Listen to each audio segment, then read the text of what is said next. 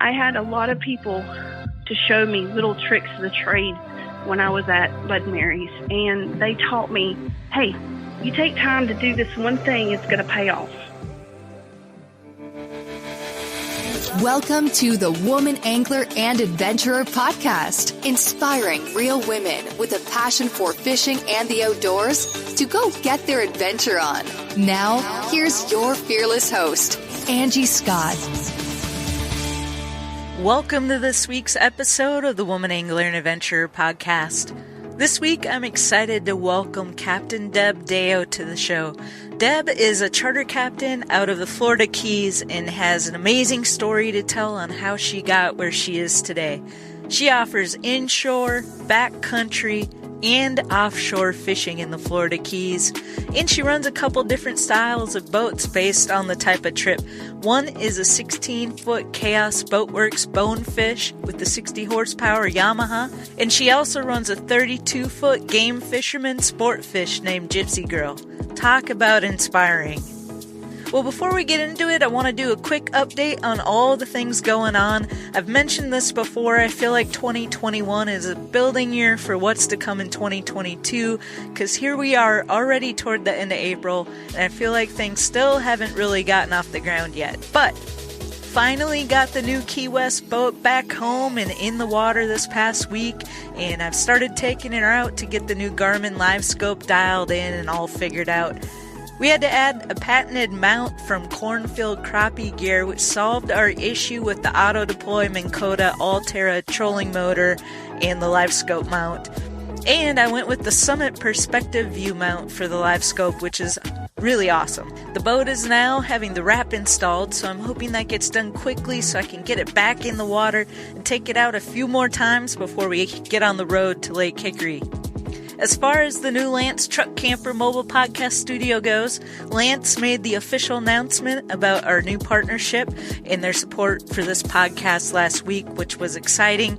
We also received a shipment of 2 new lithium batteries and a new circuit board that will support the lithium conversion, so I'm excited to get that installed. The problem is finding someone to do it. Most camper dealerships are already booked up well into the fall, and I may be watching some YouTube videos and trying to attempt this myself. Speaking of being all booked up, all the campgrounds near Lake Hickory were already full when I went to make a reservation for the next tournament. Yet another lesson learned. I asked Kayla Jacobson how she and Carl do it, and she said they make their reservations the minute the tournament schedule for the year is released. So that's what I'm going to be doing going forward. Luckily, I was able to get in at Cane River, and it looks like Logan Martin shouldn't be an issue either. When we get back from Hickory, we plan on doing some traveling around with the camper, and I'm super excited about that. I have a big trip coming up the first week of June to walleye fish on Lake Erie with Mark I Sport Fishing. The walleye should be on fire that time of the year, and I cannot wait to get my walleye fix. I'm going to be bringing a very special guest with me, so stay tuned for that as well. Finally, I hope you're catching the Women's World of Fishing Monday Night Takeovers with Barbara Harris and myself. These are super fun and interactive. Last night we revealed our personal favorite baits, and in case you missed it, I might just re-release that conversation on next week's episode. It was so much fun. You'll have to wait until next week to find out for sure. Okay, that's enough catching up. I'm excited for y'all to meet Captain Deb Deo, so let's welcome her to the podcast. Captain Deb Deo, welcome to the Woman Angler and Adventurer podcast. I'm so happy to have you on. Thank you for having me. I really appreciate it. Yeah, I've been following you on social media for a while now, and some of the pictures I see and posts are so amazing. So I'm really, really excited to share your story with our audience because I feel like it's super inspirational, and that's what the show is all about. So just to kick things off, so you're down in the Keys, which is awesome because that's like the best place to be, in my opinion, for somebody who's into fishing. But you kind of had some experience fishing down there growing up, and that's, from what I understand, what led you to where you're at now. But talk about growing up and getting the opportunity to fish down in the Keys. What was that like? It was absolutely amazing. my parents introduced me to saltwater fishing, and at age 5, and we would come last day of, we'd come down to the Keys, and I remember I was so excited when I saw the stretch and I saw that bridge because I knew it was paradise time. And we didn't go back till like 2 days before school would start back, and I spent my school age here. Also spent time in the Outer Banks as well, fishing OBX. But in the summer here, it was amazing. And we would fish the winter. We'd come in for 2 weeks. Anytime school was out, we would fish here. I learned how to fish offshore with my father. He was a mahi fisherman. He absolutely loved dolphin. And I think that's probably my favorite thing to do too, because he did it and my mom did it. And we did it together as a family. I also fish inshore. I got my first probably little boat when I was 10 years old.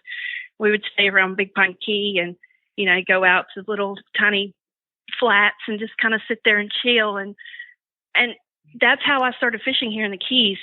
It's the sport fishing capital of the world is Islamorada, Florida. And it is the most paradise to a fisherman. You are correct. It is one of the best places in the world and anywhere in the Keys, actually. But Islamorada has that Gulf Stream that dips in closer than any other key.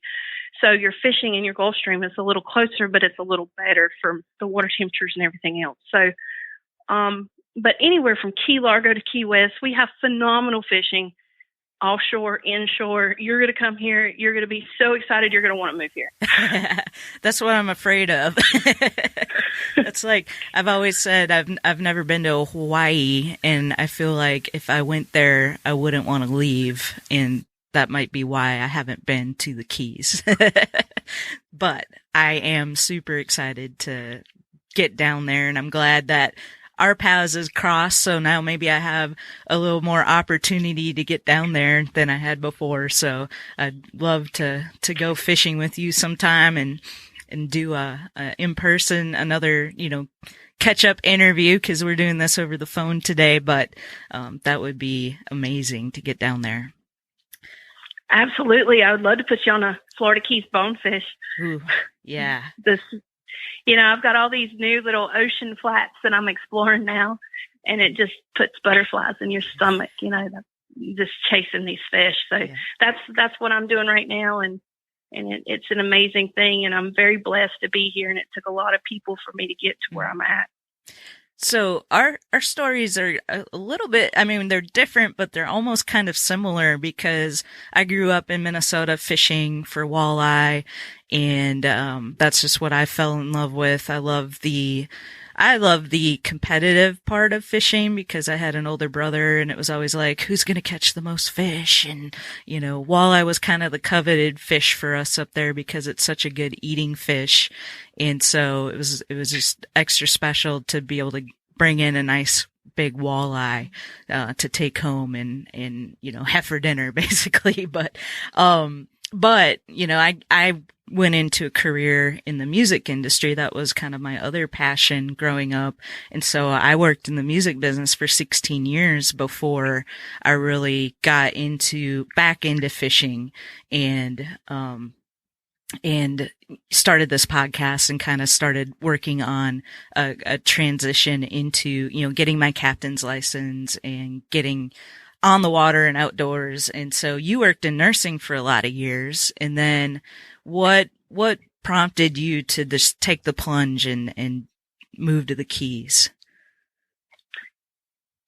Well, that's,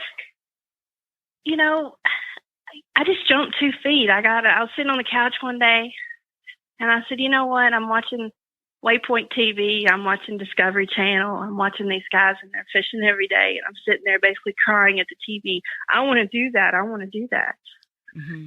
And I said, okay, let's do it. Wow. Jumped 2 feet, took $300 in my truck, and I went south. Wow. But, there's always different things that makes you change your life in certain ways. There's got to be something there that makes you change your life. I was getting ready to get divorced and didn't know where my next path was going. And I decided, I was like, might as well just do it. So I changed my life and it really did work out for me. And I'm excited. And I did do nursing for 15 years, and in a state of emergency or something like that, I would definitely hang up my fishing rods and pick up my stethoscope again. But it's not something that I have a passion for anymore. And I believe that in the medical field, when you lose your passion for taking care of people, you need to get out. Mm-hmm. And my passion changed. My passion changed for showing people how to smile on the water and becoming. And my childhood dream was to become a charter captain here in the Florida Keys, and I have done it. And to see the smile on people's face when you catch them that big fish instead of sticking a needle in their arm and watching them cry is sweet. Yeah. So, well, that's so amazing, because there's so many people that don't have the courage, I guess, to take that kind of a leap. And I just find that so inspiring that you did it, What was the process like for you getting your captain's license? 'Cause there's a lot that goes into that, I know. And a lot of time needs to be spent on the water. How did you go about that process? Absolutely. I worked at a bait shop, Bud Mary's Marina, and I had a bait skiff that I used before work and after work. And I was on the water a lot as a child. I fished freshwater in North Carolina. I've been a boater for a long time. And I knew that I wanted to take people out, and I knew I wanted to show them the experience. And in order to do that, I had to obtain my captain's license. Mm-hmm.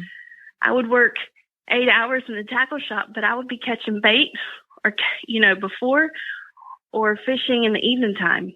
I fished with a lot of the charter captains out of Bud Mary's Marina, and, they have been the most positive influence that I could ever have. It took a community to build me. It took a fleet. It took a fleet to raise me as an out of control teenager, but but I've done it. But I wouldn't be here today if it wasn't for those charter captains and the wives and everybody that had my back and that support. But it did take water time, and it took dedication. I was the first one at the marina that morning, and I was the last one to leave at night. Wow. And I dedicated 3 years of constant, no other hobbies, no relationships, no anything else. Fish. That's all you do. You fish, you eat, you breathe, you sleep fishing. Wow. And you have to be dedicated. If you really want to get somewhere fast in the world, you have to put your nose down and go to the grind and do it every day and get up and do it. You can't lay in the bed, say, oh, I don't think I'm going to do this today. Mm-hmm. It doesn't work that way. You got to get up. And it does take a lot inside of a person to overcome things and to get there. But the only thing in this world that's stopping you is yourself. Yep. So once you put your mind to it, you can do anything. Yeah, to do that in such a short amount of time that you were able to do it. I mean, moving to the Keys in the summer of 2017 and then starting your charter business in the summer of 2020, that's pretty amazing. Yes, it is. And it was a 3-year journey, and I went out with a lot of charter captains. I did that, but my childhood growing up in the Keys enabled me to short period that. I got my captain's license, and I take people fishing, and I like to trophy hunt. That's what I do. That's what I love to do. I love to chase bonefish. I love to chase sailfish. I love to chase snook. I love to chase all kinds of things, but it just being in a boat with somebody in that smile is what it's all about. And that's what that journey was about. And that journey was about inspiring women to say, yes, you can back your boat down the boat ramp. Yes, you can go out there and you can catch a fish on your own. Yes, you can do it. Here I am. I'm doing it. I'm living proof. You guys can do it as well. If she can do it, you can do it. That's right. So talk about your charters. You've got, from what I understand, a couple different boats that you run. And I do. For different targets, I guess. So talk a little bit about that. Yeah, here in the Keys, we have such a diverse fishery here that it's unbelievable. You can fish offshore, you can fish inshore, you can fish flats. And to do that, you have to have different types of boats to get where you want to go. I run a 32-foot game fisherman called the Gypsy Girl out of Key Largo Fisheries, and that's offshore. And I run it with one crew member, a mate, and then I also have a flats boat, 16-foot Chaos Boat Works, and it's a bonefish edition, and I can get 5 inches of water floating, so I can go anywhere I want to go. Nice. Here in the Keys in the backcountry. Very cool. It's so impressive, like that game fisherman. You don't see a lot of female captains running a boat like that. No, she's a single screw too. And oh, wow. I grew up with my parents. My father was a big mechanic head, I guess. He was, and I spent time building race car motors beside of him. So the mechanics of a boat is something that I look at. And she's got such a beautiful little Yanmar 315 with a turbo in her, which is a little small diesel. She's a single motor. She gets fabulous fuel mileage. Mm. And I mean, she's just a cute little boat, but she's a single screw. So you don't have two motors to get her in a slip. You have to drive her in. So she's one of the most difficult boats I've ever driven, but one of the funnest. Have you had any scary situations so far out there with like weather or anything? I did have a scary situation. I come out the channel one time and, the whole, everything shut down on me. The alarms went off and some stuff. And being an older boat, she's going to have some hiccups here and hiccups there. And it's your job as a captain to get under there and figure out what's wrong so you can get back to fishing. Mm-hmm. And, at this point, I couldn't do anything. We were broken. So I had to call another friend of mine, another charter captain, and he came and got my clients off board, and I had to get towed in. And that was the most humblest experience because coming through there being towed is like one of the worst things you could ever do as a captain. But, you will have those hiccups here and there. Mm-hmm. And nothing goes right 100% of the time. But knock on wood, I haven't had to been towed any farther than the canal yet. Nice. Well, good.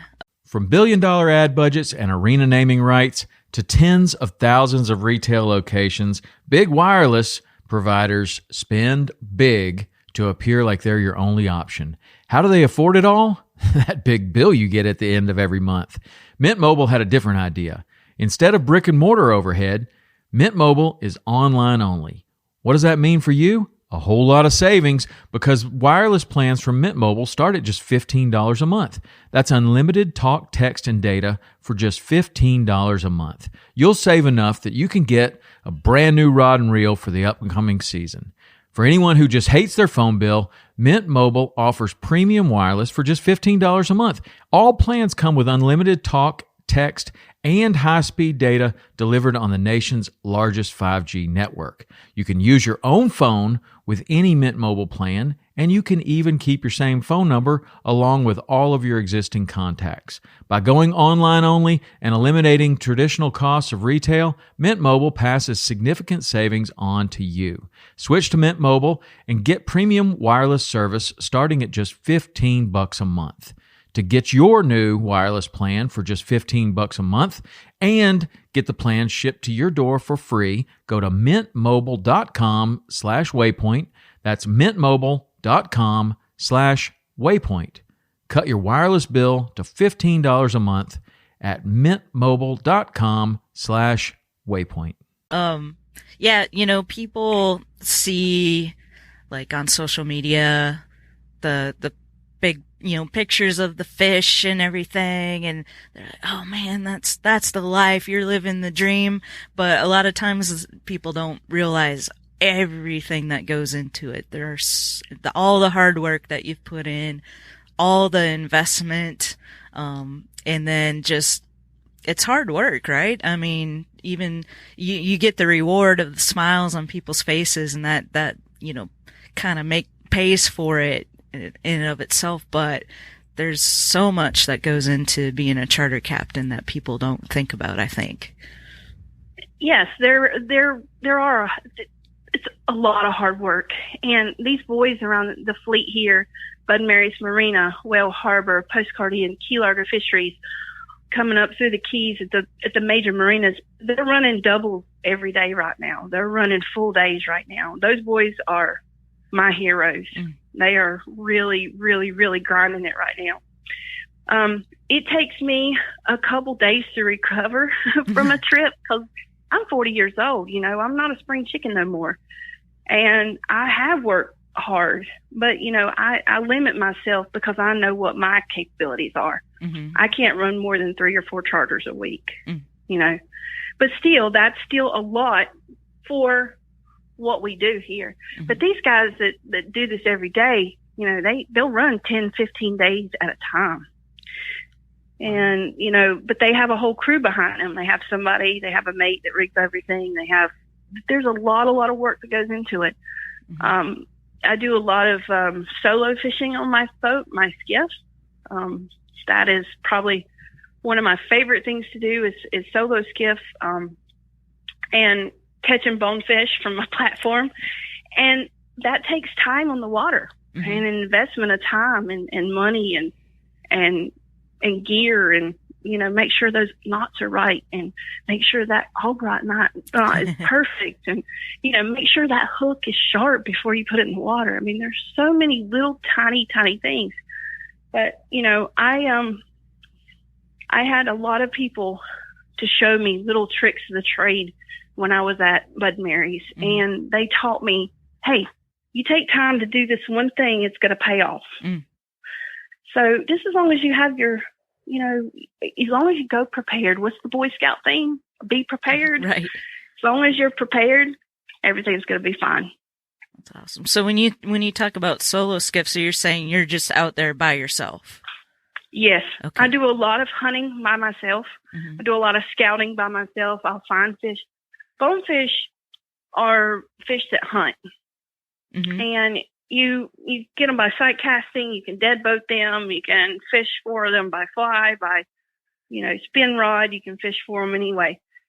But finding the fish and how they're going to feed on the tidal, on the keys, is just, it's a whole science to it. Fishing is a science. And when you go out there by yourself and you're able to put yourself in the middle of the environment, you can tell what they eat. You can tell how they move. So that way, when you go back out with a client, you don't have to know what all those things, because you already know. Mm-hmm. So I do a lot of scouting myself solo. There's something about just being out there by yourself, isn't there? Oh, it's serenity. Yeah. It's everything. You know, you get out there and you don't see a boat around you. I can go 30 miles out in the bay and never see another boat. It's untouched territory. It's hunting grounds. Mm-hmm. And it does something to your soul, and it makes you have an addiction to it. And you got to feed that. And by feeding that, you can bring people along with mm-hmm. you on your adventures. Mm-hmm. And that's what my plans are to bring people along and show them what I get to look at and how blessed I am and to do what I do every day. That's so cool. Yeah, I think that's why I'm so itching to get my Key West boat in the water here, so I can start going out and figuring things out, you know, on my own and getting it dialed in. And there's just something so exciting about that. It's very exciting to put your boat in. You know, I go to the boat ramp here. I have a community boat ramp, but it's oceanside. Sometimes I fish on the bay. We have about 13, 14 miles where you can cross between the island. So I'll put my boat in at Bayside, and there'll be somebody at the boat ramp. They're like, hey, you're doing this by yourself. Can I help you? And I'm like, no, I'm good. I do this quite frequently. I'm good. And, you know, they sit there and they're like all in amazement, and it's just something that you do. And you get in your boat and you get out there and no one can touch you. Mm-hmm. You're in your own thing. And how sweet it is to go after something that you target and then produce it. Mm. It's not about the money anymore. Right. It's that feeling of accomplishment. And, yes. And, you know, and that's a lot what this show is about, is to inspire women to get to that point where you don't need to rely on somebody else to help you. Like, if you want to go out there and do it, just go out there and do it on your own, you know, and it takes practice. It takes, you know, maybe having somebody to help you along the way and teach you things. But when you mm-hmm. get to that point, there's this, you know, nobody can take that away from you. Yeah. And absolutely. I mean, I've had my falls, that's for sure. Mm-hmm. You know, I've been out and trying to get my boat off the boat ramp and slipping on algae and fall down and bust my head open. I mean, there's things that happen but you've got to be prepared for them. And, you know, if you don't do it, you're never going to learn. Mm-hmm. So sometimes you get hurt doing things, but then again, you know, you're never going to do that again. Right. You learn, some lessons you learn the hard way.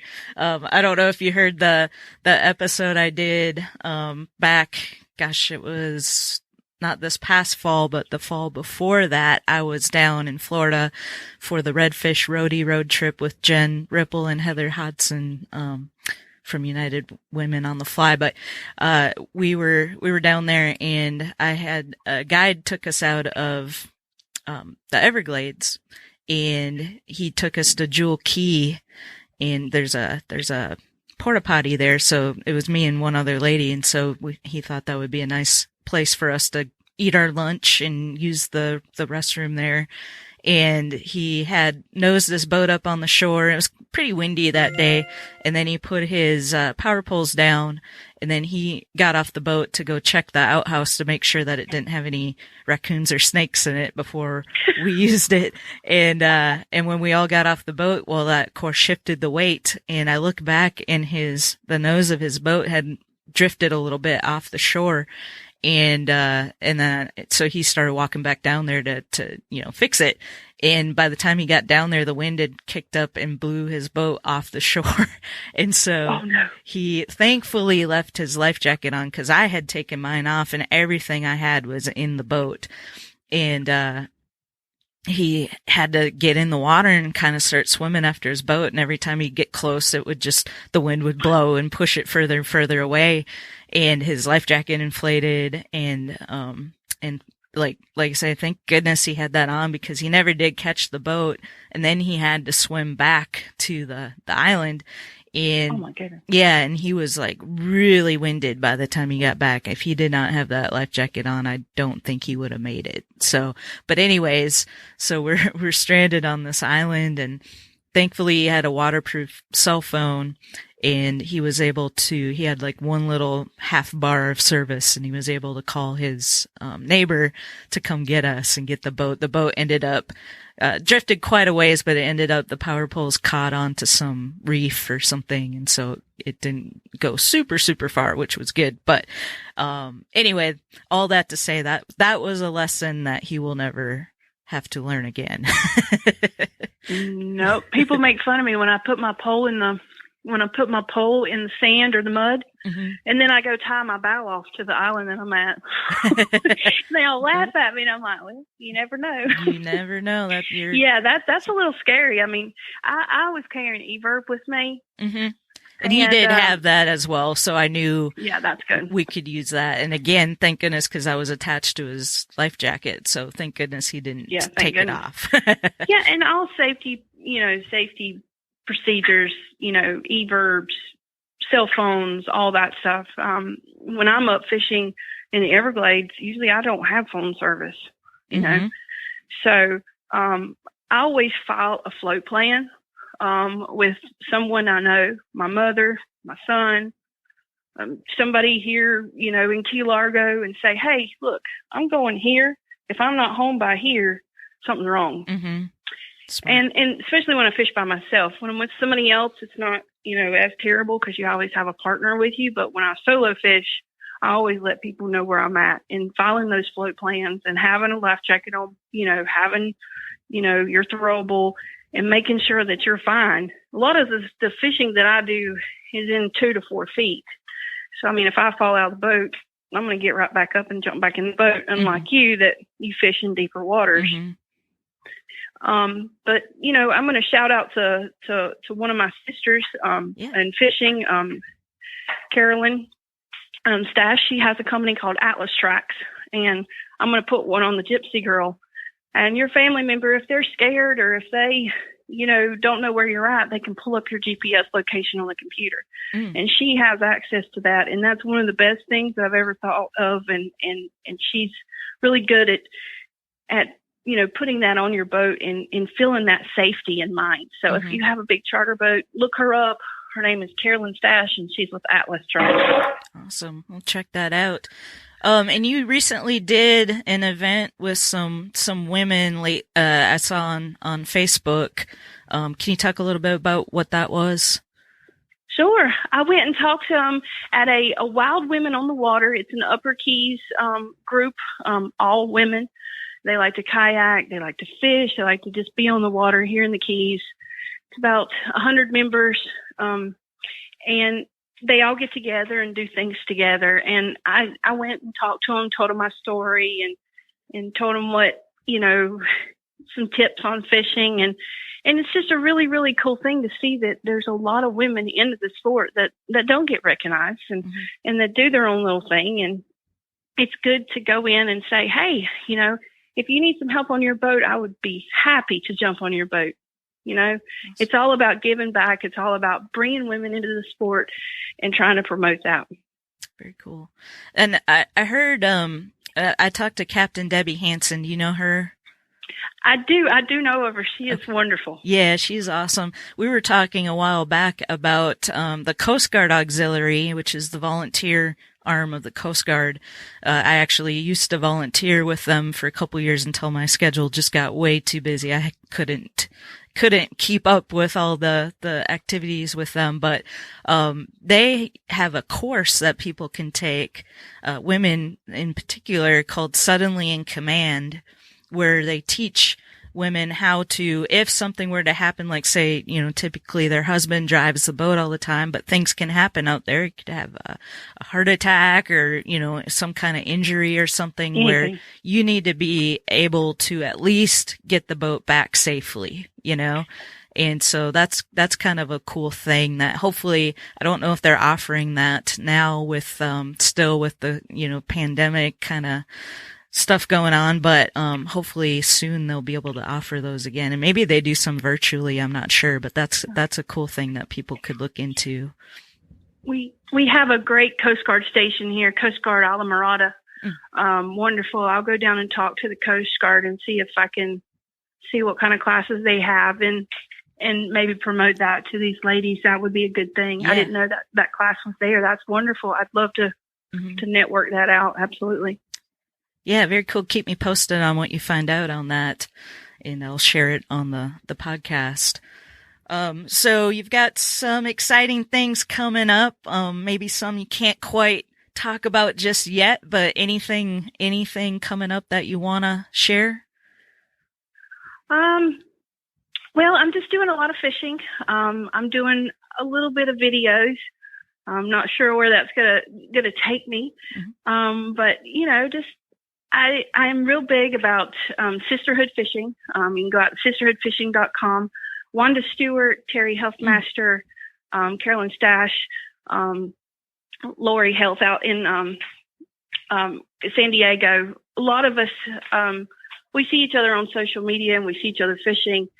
And I have a vision of bringing us together. Along with Wanda Stewart, I went and saw her down in Louisiana and got on some redfish. She's wonderful, absolutely wonderful. Very cool. I need to have her on the podcast sometime soon. Yeah, and what I'd like to do is bring some ladies that fish all the time. Terry Huffmaster, she's coming in a couple of weeks down here to fish with me, and we're gonna do some filming, and just show them this fishery, and maybe go up. And she put me on a nice gator trout in Dark Harbor when I went up and saw her, Dark Island, in the bend of Florida. So that was fun. And just see where things go. I am still chartering. I'm going to do some special bonefish charters. I'm doing some scouting now. I've got I've done a few podcasts. I've got one coming out soon, and then yours, of course, is coming out. So, yeah, just a lot of the media stuff. I'm probably going to take a trip up north and, just travel around and live life and have fun and fish as much as I can, because that's all I want to do. That's what it's all about. And that other podcast you got coming up is with Tom Rowland, and Tom's podcast is part of the Waypoint Outdoor Collective, which the Woman Angler and Adventurer is a part of. So, we'll be excited to hear that. And then maybe we can get together if your schedule allows when I go over to Hickory, North Carolina here in first part of May for the next Women's Pro Bass Tour tournament. Yeah. That'd be really cool. Absolutely. I'm from a little town called Catfish, North Carolina. It's in Catawba County. I grew up in fishing the lakes, Lake Hickory, Lake Lookout, Lake Norman. So that's my neck of the woods up there. So yeah. I would absolutely love to come meet you. We'll make that happen. Absolutely. So I'm coming to North Carolina again. Awesome. What would be really cool is if we could work it out to where we could fish together, practice fish days. Let's do that. Yeah, that would be really cool. Absolutely. Let me put you on some toads. I know where some are. I need all the help I can get. Oh, no, you don't. You're good. Oh, no. You're going to teach me how to fish. So bluewatergirlcharters.com, and then you're also on Facebook and Instagram. So people should definitely follow along there with your adventures if they're not already. And we will look forward to connecting again, hopefully in North Carolina, and then especially hopefully in the Keys. Would be really, really cool. Oh, yeah. Let me come down here and so I can put you on a Florida Keys bonefish. Love it. Absolutely. Thank you for having me, and I appreciate you letting me tell my story. And I look forward to meeting you in person in May when we go fishing on Lake Hickory. Woo-hoo.